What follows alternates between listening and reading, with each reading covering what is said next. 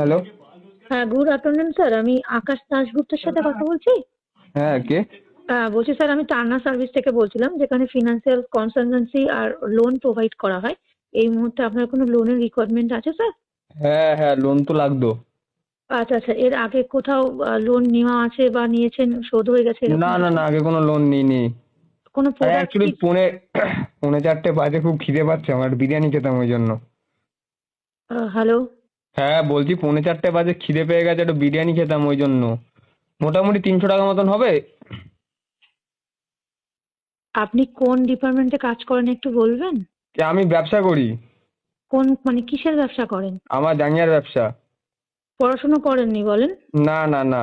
বোঝা যাচ্ছে আপনার যে বাবা মাকেও নিয়েই পড়াশুনো করেননি, বোঝা যাচ্ছে। ফোনটা রাখুন, একটু দাঁড়ান না, ভর্তি শুনুন না। হন স্কুলে। আপনি শুনুন, রেগে ওই মমতা দি আছে না আপনাদের রেগে যাচ্ছেন কলকাতায়, কেন? মমতা দির আরে আপনি সঙ্গে রেগে একটু পড়তে যাচ্ছেন কেন? বসুন। রাখবো না, আপনি একটু পড়তে বসুন। আপনি আপনার রেগে অবাক হওয়ার দরকার নেই। আপনি আপনি জাঙ্গিয়া কেন, আপনি প্যান্টিরও ব্যবসা করুন, আচ্ছা মমতা দিও নিয়ে নেবেন। আর বলবেন যে মমতা দিকে একটা ফ্রি দিচ্ছেন, আমি আপনাকে পয়সা পাঠিয়ে দেবো। বিরিয়ানি খাবেন? আপনি গরুর বিরিয়ানি, ছোড়ের বিরিয়ানি সব খাবেন। নিজের আপনি আপনি হাত না রেগে পারলেও যাচ্ছেন কেন? আমি রাখছি না, আপনি নিজের হাতটাও জ্বালিয়ে দিয়ে বিরিয়ানি সবাই খেয়ে নিতে পারেন। আমি আপনাকে চেল্লাচ্ছেন সাজেস্ট কেন? করলাম, দাঁতটা একটু কম ছাড়াবেন।